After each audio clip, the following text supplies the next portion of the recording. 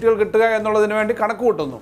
ഈ കണക്കാണ് നേരത്തെ ഇവിടെ പറഞ്ഞതുപോലെ 80 സീറ്റിൽ കേരളത്തിൽ BJPക്ക് അസംബ്ലി തെരഞ്ഞെടുപ്പിൽ ഭൂരിപക്ഷം കിട്ടുമെന്നും ഈ കഴിഞ്ഞ കുറച്ച് നാൾ മുമ്പാണല്ലോ പറഞ്ഞത്. അപ്പോൾ അങ്ങനെ ഒരു സ്ഥിതിയിൽ അവർ ആഗ്രഹിക്കുന്നതിന് തെറ്റില്ല. അത് ചില മണിപ്പൂരിലെയും മറ്റും കാര്യം പറഞ്ഞ പല സ്ഥലത്തും അവരെന്താ ചെയ്തത്?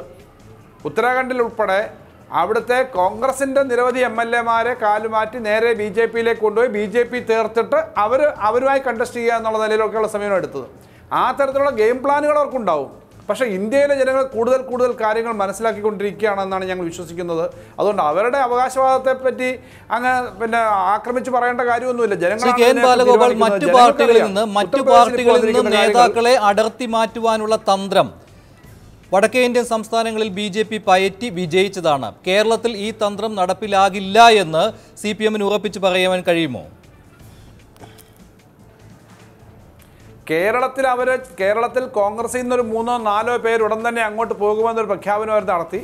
അത് കഴിഞ്ഞപ്പോൾ ശ്രീ MM ഹസൻ പറഞ്ഞു അങ്ങനെ 3-4 പേരുടെ കാര്യം എന്ന് പറഞ്ഞുകൂടാ. ശശി തരൂരിനെ പറ്റി ചെറിയ സംശയം ഉണ്ടായിരുന്നു. ശശി തരൂരിനോട് സംസാരിച്ചിട്ടുണ്ട്, അദ്ദേഹം പോവില്ല. അപ്പോൾ അങ്ങനെയുള്ള ശ്രമങ്ങളൊക്കെ കോൺഗ്രസിൻ്റെ ഭാഗത്തു നിന്ന് പിന്നെ കോൺഗ്രസിൽ നിന്ന് ആളുകളെ അടർത്തിമാറ്റാനോ അല്ല മറ്റു പാർട്ടികളിൽ നിന്ന് അടർത്തിമാറ്റാനോ ശ്രമിക്കുന്നില്ല എന്നല്ല. പക്ഷേ കേരളത്തിലെ സമൂഹത്തിനകത്ത് അത്ര എളുപ്പമാണിതെന്ന് എനിക്ക് തോന്നുന്നില്ല. കേരളത്തിൽ കോൺഗ്രസിൽ നിന്നും അങ്ങനെ അധികം ആളുകളെ അടർത്തിമാറ്റി മറ്റു ചില സംസ്ഥാനങ്ങളിൽ വന്നതുപോലെ ചെയ്യാൻ പെട്ടെന്ന് കഴിയുന്നൊരു സാഹചര്യമില്ല. കാരണം കേരളത്തിലെ രാഷ്ട്രീയം കുറച്ചുകൂടി വ്യത്യസ്തമാണ് എന്ന് പറഞ്ഞിട്ട് ഇപ്പോൾ കോൺഗ്രസ് കാണിക്കുന്ന പല സമീപനങ്ങളും BJPയെ പരോക്ഷമായി സഹായിക്കുന്നതാണ്. ഇന്ന് ഒറീസയിലെ സമ്മേളനത്തിൽ അവർ പറഞ്ഞതുപോലെ കേരളത്തിലെ ഒന്നാം പ്രതിപക്ഷമായിട്ട് പ്രവർത്തന രംഗത്ത് ഞങ്ങളാണ്. യാതൊരു ഉത്തരവാദിത്വവും ഇല്ലാതെ വാണ്ടലിസം എന്ന വാക്കുകൊണ്ട് ഉപയോഗിക്കാവുന്ന ഒരുമാതിരി എന്ത് സാമൂഹ്യ വിരുദ്ധ സ്വഭാവത്തിലും എവിടെയും അക്രമവും അടിയും ഉണ്ടാക്കാൻ വേണ്ടി ആളുകളെ തീരുമാനിച്ചു വിടുന്ന സമീപനം RSS നേതൃത്വത്തിൻ്റെ ഭാഗമായി അവരാലോചിച്ചിട്ട് നടക്കുന്നുണ്ട്. ഓരോ പഞ്ചായത്തിലേക്കും സംഘർഷം ഉണ്ടാക്കാൻ വേണ്ടി അവർ ആളുകളെ തീരുമാനിച്ചു വിട്ടിട്ടുണ്ട്. അങ്ങനെ പലയിടത്തും പ്രശ്നങ്ങൾ ഉണ്ടാക്കുകയാണ്, അടിയും ബഹളം. അതായത് സാധാരണ ഒരു ജനാധിപത്യ ക്രമത്തിനകത്തല്ല എന്താണ് അവർ ചെയ്യുന്നതെന്ന് അറിഞ്ഞൂടാ. അവരുടെ നയങ്ങൾ കേന്ദ്ര തരത്തിലുള്ള നയങ്ങളെ പറ്റി ഒന്നും മനസ്സിലാക്കിയിട്ടല്ല. പക്ഷേ കോൺഗ്രസ് ജനകീയ സമരങ്ങളിൽ പങ്കെടുത്തുകൊണ്ട് മുഖ്യ പ്രതിപക്ഷമായി തങ്ങൾ വരുന്നു. ഈ പ്രഖ്യാപനമാണ് BJP നടത്തുന്നത്. കോൺഗ്രസിനെ UDFനെ മറികടന്നുകൊണ്ട് മുഖ്യ പ്രതിപക്ഷമായി വരുന്നു എന്ന പ്രഖ്യാപനം. സ്വാശ്രയ കോളേജ് സമരം, ലോ അക്കാദമി സമരം, കേരളത്തിലെ കാര്യമാണ് പറയുന്നത്. ഈ ജിഷ്ണു പ്രണോയിയുടെ കുടുംബത്തിന് സമരം, ഇക്കാര്യങ്ങളിലൊക്കെ തങ്ങളാണ് മുഖ്യ പ്രതിപക്ഷത്തിന്റെ റോൾ ഏറ്റെടുത്തിരിക്കുന്നു എന്ന പ്രഖ്യാപനമാണ് BJP നടത്തുന്നത്. ഇതങ്ങനെ തള്ളിക്കളയാൻ പറ്റുന്നതല്ലല്ലോ. അങ്ങനെ ഒരു ശ്രമം അവർ നടത്തുന്നുണ്ട്. അതിനകത്ത് ഞാനൊരു കാര്യം പറയട്ടെ. ഉത്തരവാദിത്തമുള്ള രാഷ്ട്രീയ പ്രസ്ഥാനം എന്നതിൽ കോൺഗ്രസ് പാർട്ടിയും CPM നേതൃത്വം കൊടുക്കുന്ന അല്ലെങ്കിൽ CPM അടങ്ങുന്ന LDFും ചെയ്യേണ്ട കുറേ ക്യാമ്പയിൻ ഇനിയും ചെയ്യേണ്ടതുണ്ടെന്നാണ് എൻ്റെ അഭിപ്രായം. ഇവിടെ യോഗി ആദിത്യനാഥ് UPയിലെ മുഖ്യമന്ത്രിയായ ശേഷം അദ്ദേഹം ആദ്യം പറഞ്ഞ കാര്യങ്ങളൊന്നെന്താ? വിദ്യാഭ്യാസ രംഗത്ത് ഇനി മുതൽ സംവരണം വേണ്ട, മെഡിക്കൽ കോളേജ് സംവരണമില്ല. ജിഷ്ണു പ്രണോയിയുടെ കാര്യം പറഞ്ഞ് ഇവിടെ വലിയ നമ്മുടെ സമരം നടക്കുന്നുണ്ടല്ലോ. ഇവിടെ ഫീസ് കിട്ടുന്നതിനും ചേരുന്നതിനും അല്ലെങ്കിൽ ഇന്റേണൽ അസസ്മെന്റിന്റെ കാര്യം. പക്ഷേ എന്താ സ്വാശ്രയ മേഖലയെ സംബന്ധിച്ച് BJPയുടെ ഗവൺമെന്റ് സമീപനം? UPയിൽ അവർ സംവരണം എടുത്തു കളഞ്ഞു. ഇനി അവിടെ ഒരു മെഡിക്കൽ കോളേജിൽ ഒരു ജിഷ്ണു പ്രണോയ്ക്കും അഡ്മിഷൻ കിട്ടില്ല. ഇത് തന്നെയാണ് ഇന്ത്യയിലാകെ നടത്തുന്നത് ഈ BJP നടത്തുന്ന ഇക്കാര്യങ്ങളെ പറ്റി വേണ്ടത്ര ക്യാമ്പയിൻ ചെയ്യാൻ. അതുപോലെ തന്നെ വണ്ടിക്കകത്ത് ഇങ്ങനെ ഗുണ്ടകളെ പോലെ കറങ്ങുകയാണ്. കഴിഞ്ഞ ദിവസങ്ങൾക്ക് സോഷ്യൽ മീഡിയ വരികയാണ്, പശുവിനെ വളർത്താൻ മേടിച്ചോണ്ട് പോയ ആളെ അടിച്ച് കൊല്ലുകയാണ്. എന്നിട്ട് ഗായ് രക്ഷാ സേന എന്ന് പറയുകയാണ്. ഇതൊക്കെ കുറച്ചുകൂടെ ക്യാമ്പയിൻ ചെയ്യുമ്പോൾ ഇവിടെ ഞാൻ പറഞ്ഞ വാക്ക് വീണ്ടും ഉപയോഗിക്കുന്നു. വാണ്ടലിസം എന്ന് പറയുന്ന ആ വാക്ക് ഇംഗ്ലീഷിൽ ഏറ്റവും കൂടുതൽ സാമൂഹ്യ വിരുദ്ധ പ്രവർത്തനങ്ങൾക്ക് വേണ്ടി ഉപയോഗിക്കുന്ന ആ വാക്കാണ് കേരളത്തിലെ BJP. എവിടെയൊക്കെ എന്തൊക്കെയാണെന്ന് പറഞ്ഞിട്ടുണ്ട്. എവിടെയെങ്കിലും ഒരു ബിവറേജ് കേന്ദ്രം ഉണ്ടെങ്കിൽ മദ്യലോബിക്ക് വേണ്ടിയിട്ട് ബഹളം ഉണ്ടാക്കുന്നു. ഞാൻ ആ വിവാദത്തിലേക്ക് പോകാനല്ല. പക്ഷേ വ്യാജമദ്യത്തെ സഹായിക്കുക, ഗുണ്ടായുസത്തെ സഹായിക്കുക, അങ്ങനെ കുഴപ്പങ്ങൾ കാണിക്കുന്ന ആളുകളെ സംരക്ഷിച്ചു കൊണ്ടുപോകുന്ന സമീപനം ഓരോ സ്ഥലത്തും ഉണ്ട്. അത് അവരുടെ പൊതുനയത്തിൻ്റെ ഭാഗമല്ല. പെട്രോളിന് വില കൂട്ടുന്നു, മറ്റു കാര്യങ്ങളെല്ലാം ചെയ്യുന്നു എന്ന് മാത്രമല്ല, സംവരണം വരെ എടുത്തു കളയുന്ന തീരുമാനത്തെ പറ്റി BJP മറുപടി പറയേണ്ടി.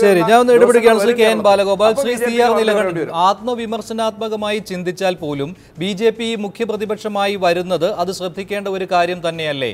കോൺഗ്രസും ഇടത് പാർട്ടികളും പരസ്പരം പഴിചാരുന്നു ആരാണ് BJPയെ വളർത്തുന്നത് എന്ന്. ഇതിനിടയിലൂടെയാണ് BJP ശക്തി പ്രാപിക്കാൻ ഒരുങ്ങുന്നത്. ഇത് തന്നെയാണ് ഭുവനേശ്വറിൽ അവർ വിലയിരുത്തിയ തന്ത്രവും. അല്ല, ഇവിടെ തീർച്ചയായിട്ടും BJPക്ക് വരാൻ എന്ത് സ്വപ്നം കാണാം, അവർക്ക് വരാൻ സാധ്യതയുണ്ട് എന്നുള്ള സംശയമൊക്കെ നമുക്ക് അവിടെ തർക്കം അവിടെ നിൽക്കട്ടെ. കേരളത്തിൽ മാറി മാറി വരുന്ന ഇടത് വലത് മുന്നണികളുടെ ഭരണത്തിൽ ജനങ്ങൾക്ക് അസംതൃപ്തിയുണ്ട് എന്ന കാര്യത്തിൽ ഒരു തർക്കവുമില്ല. അതാണ് BJP സമർത്ഥമായി ഉപയോഗിക്കാൻ ശ്രമിക്കുന്നത് എന്ന കാര്യം അറിയുക. രണ്ടാമത്തെ കാര്യം, ഇപ്പോൾ CPM BJP മറ്റേ സംഘർഷം, അതിൽ BJP ആണ് പ്രധാന പ്രതി എന്ന് പറയുമ്പോൾ പോലും ആ സംഘർഷത്തിൽ ഞങ്ങൾ തീർത്തും നിരപരാധികളാണ് എന്ന് പറയാവുന്ന അവസ്ഥയൊന്നും CPM-നില്ല.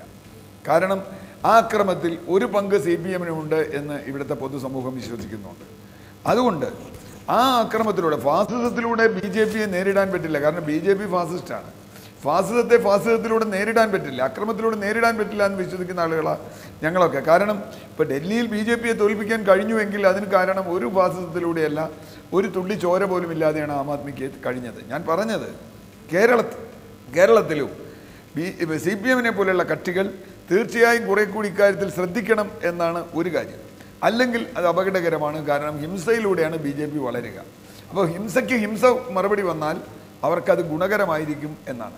രണ്ടാമത്തെ കാര്യം, ഇപ്പോൾ കോൺഗ്രസിനെ സംബന്ധിച്ചിടത്തോളം കോൺഗ്രസിൽ നിന്ന് BJP-യിലേക്ക് പോവോ അല്ലെങ്കിൽ മറ്റു പാർട്ടികളിൽ നിന്ന് പോവോ എന്നുള്ള കാര്യത്തിലൊന്നുമില്ല. ആൾ പോകുന്നൊന്നല്ല വിഷയം. BJP-ക്ക് കേരളത്തിൽ വളരാനുള്ള സാഹചര്യമുണ്ടോ? ഇപ്പോൾ നേരത്തെ പറഞ്ഞു, അഖിലേന്ത്യാ തലത്തിൽ BJP എടുക്കുന്ന നിലപാടാണ് കേരളത്തിൽ എടുക്കുന്നതെങ്കിൽ 2019 BJP-ക്ക് ഇവിടെ കടന്നു വരാനേ പറ്റില്ല. കാരണം ഈ പറഞ്ഞതുപോലെ പശുവും ബീഫും അതുപോലെ മറ്റേ സാമൂഹ്യമായ ഇത്തരത്തിലുള്ള തെറ്റായ വളരെ പിന്തിരിപ്പനായ ഇടപെടലുകളും നടത്തുന്ന ഒരു പാർട്ടിക്ക് കേരളത്തിൽ സ്വീകാര്യത കിട്ടാൻ വളരെ വിഷമമാണ്. കേരളം മാത്രമല്ല ലക്ഷ്യമിടുന്ന, അപ്പോൾ അവർ ലക്ഷ്യമിടുന്ന അവർ ലക്ഷ്യമിടുന്ന മറ്റ് സംസ്ഥാനങ്ങളും കേരളത്തിന്റെ അതേ അവസ്ഥയിലാണോ? കേരളം, തമിഴ്നാട്, ബംഗാൾ, ത്രിപുര, തെലങ്കാന, മറ്റു വടക്ക് കിഴക്കൻ സംസ്ഥാനങ്ങളും. ഇതിൽ കേരളം വ്യത്യാസമുണ്ട്, ഒക്കെ വ്യത്യാസമുണ്ട് തമ്മിൽ. ഇപ്പം തമിഴ്നാട്ടിൽ വേറൊരു ടോട്ടലി വളരെ വ്യത്യസ്തമായൊരു അവസ്ഥയാണ്. അവിടുത്തെ ദ്രാവിഡ രാഷ്ട്രീയത്തിലേക്ക് BJP-ക്ക് കടന്നു കയറുക എന്നത് വളരെ അസാധ്യമായൊരു കാര്യമാണെന്ന് ഞാൻ വിചാരിക്കുന്നത്. കേരളത്തിൻ്റെ സോഷ്യൽ സ്ട്രക്ചറിലുള്ളതുപോലെ ഒരു പ്രത്യേക സാമൂഹ്യ ഘടന തമിഴ്നാടിനുണ്ട്. ബംഗാളിൽ അവർ ശ്രമിക്കുന്നുണ്ട്. ഇപ്പോൾ അവർ കഴിഞ്ഞ തെരഞ്ഞെടുപ്പിലൊക്കെ 2ാം സ്ഥാനത്ത് വന്നു എന്നൊക്കെ പറയുന്നുണ്ട്. പക്ഷേ ബംഗാളിൽ അവരെത്രത്തോളം എത്തും എന്ന് എനിക്ക് പറയാൻ പറ്റില്ല. കാരണം CPM-ന് ഇടതുപക്ഷത്തിനും കോൺഗ്രസിനും ഇപ്പോഴും തൃണമൂലുമായി വളരെ ദൂരമുണ്ട്. അവിടെ എങ്ങനെയാണ് BJP വരാൻ പോകുന്നത്? ആരുടെ ഒഡീഷയിലും താങ്കൾക്ക് പറയാൻ കഴിയുകയില്ല ശ്രീ CR നീലകണ്ഠൻ. ഒഡീഷയിൽ BJD ബിജു ജനതാദൾ ഒരു മഹാമേരു പോലെ നിൽക്കുന്നത് കൊണ്ട് മാത്രമല്ലേ BJP-ക്ക് മുന്നിലേക്ക് വരാൻ സാധിക്കാത്തത്? അവിടെ കോൺഗ്രസിനെ അവർ 3ാം സ്ഥാനത്തേക്ക് പിന്തള്ളി കഴിഞ്ഞു. തദ്ദേശ ഭരണ തെരഞ്ഞെടുപ്പിൽ കളിക്കാവുന്ന കാര്യമല്ലേ ഇത്? 2ാം സ്ഥാനത്തേക്ക് എത്തുവാൻ കഴിഞ്ഞിട്ടുണ്ട്. അതാണ് മഞ്ജുഷ ഞാൻ പറഞ്ഞത്. ഇപ്പോൾ ബംഗാളിലും ഒഡീഷയിലും ഇത് സാധ്യമാണ്. അവർക്ക് സാധ്യമാണെന്ന് പറഞ്ഞാൽ ഈ ഭൂരിപക്ഷ സീറ്റ് കിട്ടാനും സാധ്യമല്ലെങ്കിലും ഒരുപക്ഷെ ഇടതുപക്ഷം ശക്തിപ്പെട്ടില്ലെങ്കിൽ, കോൺഗ്രസ് ശക്തിപ്പെട്ടില്ലെങ്കിൽ 2ാം സ്ഥാനത്ത് വരാം. ഇത് ഒഡീഷയിലും കാര്യമാണ്. പക്ഷേ ഒഡീഷയും ബംഗാളിലും വേണമെങ്കിൽ റിമോട്ട് ഒരു സാധ്യത പറയാമെങ്കിലും കേരളത്തിലും തമിഴ്നാട്ടിലും അങ്ങനെ റിമോട്ട് പോലും ഒരു സാധ്യതയില്ലാത്ത സാമൂഹ്യ ഘടനയാണുള്ളത്. അപ്പോൾ കേരളത്തിൽ 140 അസംബ്ലി മണ്ഡലത്തിൽ വളരെ കഷ്ടിച്ച് ഒരു അസംബ്ലി മണ്ഡലമാണ് ജയിച്ചത്. അവിടെ തന്നെ ജയിക്കുന്നതിന് വേറെ പല കാരണങ്ങളുമുണ്ട്. BJP ഇതര കാരണങ്ങൾ അവിടെയുണ്ട്. രാജഗോപാൽ എന്ന് പറയുന്ന വ്യക്തിക്കാണ് അവിടെ ജയിച്ചത്. അതിലൊക്കെ ഘടകങ്ങളുണ്ട്. UDF-ഉം അല്ലെങ്കിൽ പലരും തമ്മിൽ അണ്ടർസ്റ്റാൻഡിംഗ് ഉണ്ട്. അതിലേക്കൊന്നും ഞാൻ പോകുന്നില്ല. പക്ഷേ അങ്ങനെയല്ലാതെ 2019 BJP-ക്ക് കേരളത്തിൽ ഏറ്റവും പ്രമുഖമായ അല്ലെങ്കിൽ 11 സീറ്റ് നേടാവുന്ന ഒരവസ്ഥ ഉണ്ട് എന്ന് ആരെങ്കിലും പറഞ്ഞാൽ, ഈ സംസ്ഥാനങ്ങൾ പാർട്ടികൾ കൈക്കലാക്കുന്നത് പല ഘട്ടങ്ങളിലും ഒറ്റയ്ക്കായിരിക്കുകയില്ല. ശ്രീ CR നീലകണ്ഠൻ, പല ഘട്ടങ്ങളിലും ഒറ്റയ്ക്കായിരിക്കില്ല. ശ്രീ സണ്ണിക്കുട്ടി എബ്രഹാം, ശക്തനായ ഒരു ഘടകകക്ഷിയുടെ സാന്നിധ്യമുണ്ടെങ്കിൽ BJP-ക്ക് നേടിയെടുക്കാവുന്നത് തന്നെയല്ലേ ഈ പറയുന്ന സ്വപ്നം? മഞ്ജുഷേ, ഇവിടെ ശ്രീ രാധാകൃഷ്ണ മേനോൻ പറഞ്ഞു, പിന്നെ നമുക്കാർക്കും ഈ BJP എന്ന് പറയുന്ന പാർട്ടിയുടെ സംഘടനാ സംവിധാനം ഒന്നും അറിയത്തില്ല, അത്രയ്ക്ക് വിശേഷപ്പെട്ട ഒരു സാധനമാണ് ഇത്. ശ്രീ രാധാകൃഷ്ണൻ, ഇത് CPM-കാർ കുറേ കാലമായിട്ട് നേതാക്കന്മാർ പറഞ്ഞുകൊണ്ടിരിക്കുന്നത് ഞങ്ങളുടെ പാർട്ടി എങ്ങനെയാണ് പ്രവർത്തിക്കുന്നത് നിങ്ങൾക്ക് അറിയത്തില്ല, അതുകൊണ്ടാണ് മാധ്യമങ്ങളിൽ ഈ തെറ്റായ വാർത്തകൾ വരുന്നത്. അത് ശരിക്കും പറഞ്ഞാൽ അവരത് അവസാനിപ്പിച്ചു. അതുകൊണ്ട് BJP ഈ വർത്തമാനം പറയേണ്ട, നിങ്ങളുടെ സംഘടനാ സംവിധാനം എങ്ങനെയാണ് പ്രവർത്തിക്കുന്നത് എന്നുള്ളത്, അതിൻ്റെ ഉള്ളിലെ കുത്തിത്തിരിപ്പുകളൊക്കെ കേരളത്തിലെ മാധ്യമലോകത്തിന്, കേരളത്തിലെ ജനങ്ങൾക്കൊക്കെ നന്നായിട്ട് അറിയാവുന്ന കാര്യമാണ്. പിന്നീട്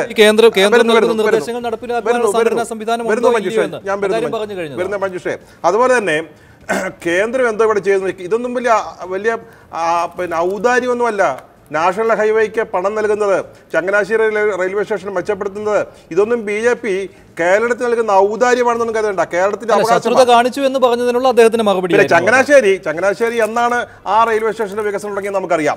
പിന്നീട് താങ്കൾ പറഞ്ഞ ഒരു വളരെ പ്രധാനപ്പെട്ട ഒരു കാര്യം എന്ന് പറഞ്ഞാൽ, നമുക്കറിയാം BJPയുടെ വളർച്ച നോക്കിക്കോളൂ, 6%, 10%, 14.6% ആ ഒരു വളർച്ച BJPക്ക് ഉണ്ട് എന്ന് ഇല്ല എന്ന് നമ്മൾ പറയുന്നില്ല.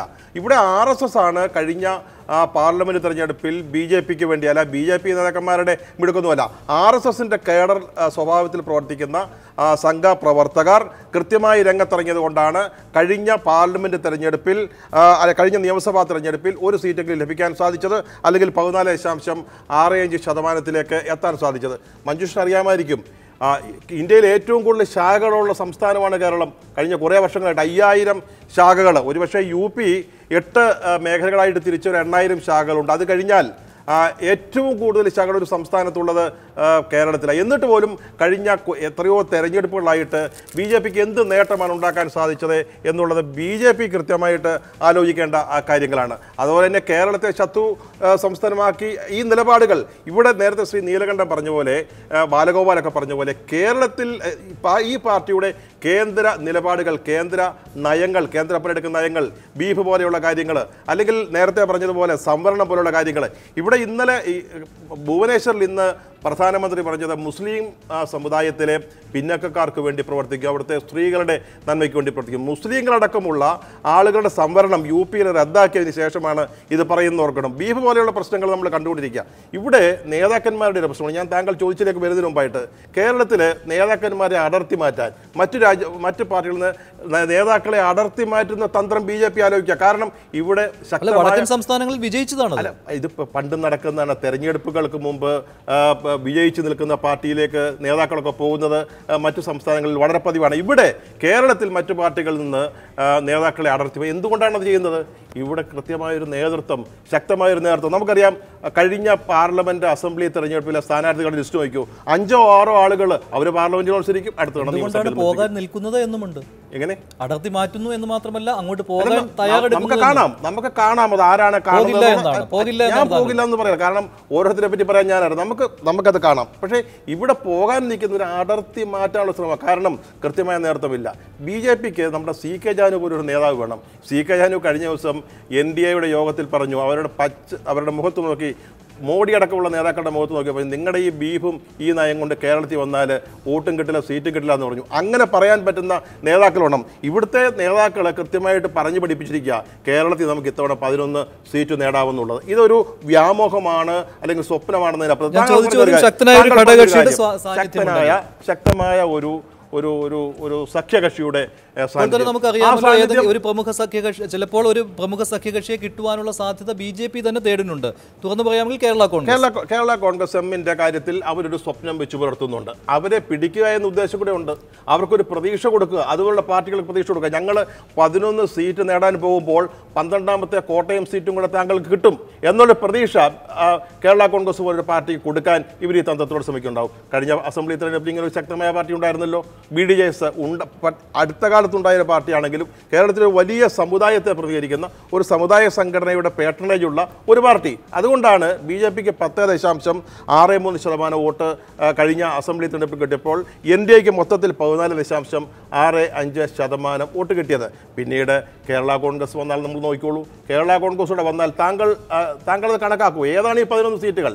ഇവർക്ക് സ്വപ്നം കാണാവുന്ന ഒരു കാര്യം, ഇപ്പോൾ പറയുന്ന തന്ത്രങ്ങൾ തിരുവനന്തപുരം കേന്ദ്രീകരിച്ച് നടത്തുകയാണെങ്കിൽ, ഞാൻ കൃത്യമായിട്ട് പറയാണ്, തിരുവനന്തപുരം പാർലമെൻറ്റ് മണ്ഡലം കേന്ദ്രീകരിച്ച് കഴിഞ്ഞ തെരഞ്ഞെടുപ്പിൽ 28% വോട്ട് രാജഗോപാലിന് ലഭിച്ചിട്ടുണ്ട്. മറ്റ് സംസ്ഥാനങ്ങളിൽ ഏറ്റവും കൂടുതൽ, മറ്റ് മണ്ഡലങ്ങളിൽ ഏറ്റവും കൂടുതൽ വോട്ട് കിട്ടിയത് കാസർഗോഡാണ്. അവിടെ പോലും 17.7% വോട്ട് മാത്രമാണ് BJPക്ക് കിട്ടിയത്.